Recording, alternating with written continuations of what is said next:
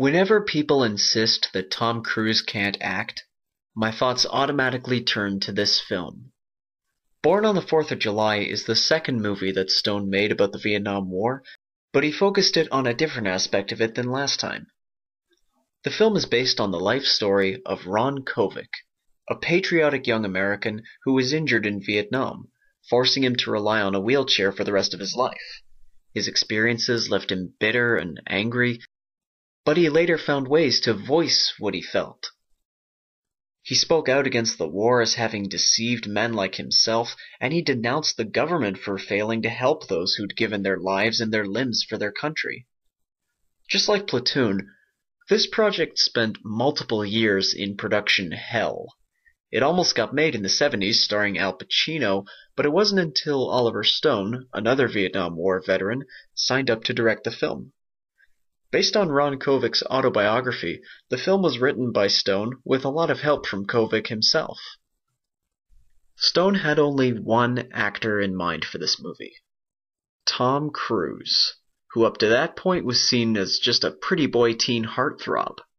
Coming off the sets of Top Gun, Rain Man, and The Outsiders, it's not hard to imagine that people would be skeptical about his dramatic acting ability.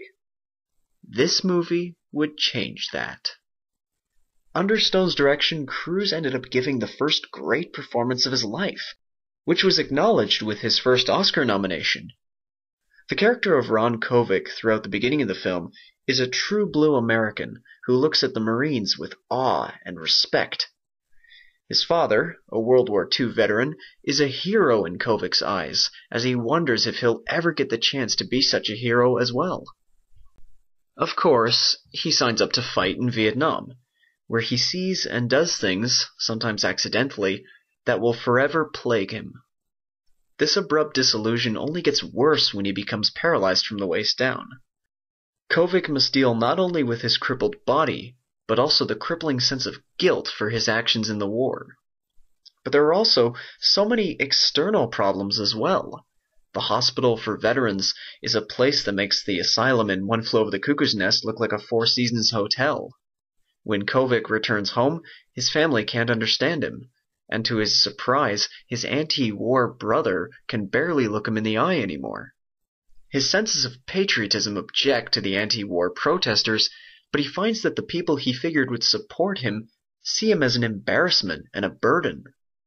Kovic's furious depression leads to an electrifyingly memorable scene where he drunkenly screams at his religious mother about all the things he saw in Vietnam.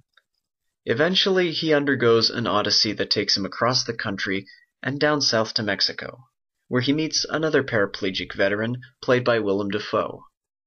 Kovic is forced to deal with his issues and must learn to live with what he's done, and decide what being a patriot really means.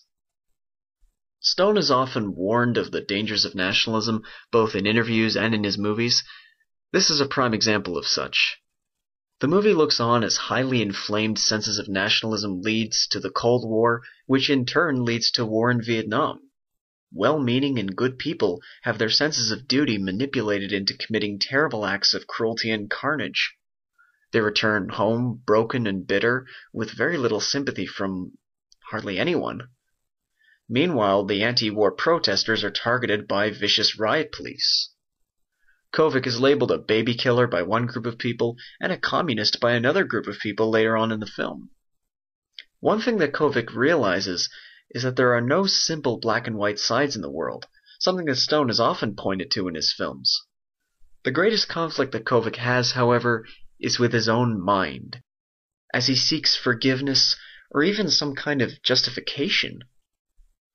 Tom Cruise, under Stone's direction and Ron Kovic's life story, gives perhaps the greatest dramatic performance of his entire career. He's also surrounded by a well-known cast. Raymond J. Barry plays his father, his ex-girlfriend is played by Kyra Sedgwick, an old war buddy is played by Frank Whaley, not to mention 3 of the Baldwin brothers and 10 actors from Platoon making cameo appearances throughout the film. Born on the 4th of July, won Stone his second directing Oscar, but lost the Best Picture award to Driving Miss Daisy.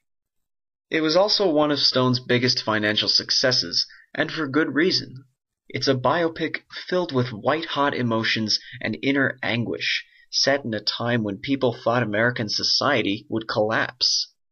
Stone, a production of this time period, was far from finished with making movies about it, and 4 of his next 5 films dealt with this era from different perspectives, including his next film, which would be a biopic about a figure whose very name harks back to the 60s.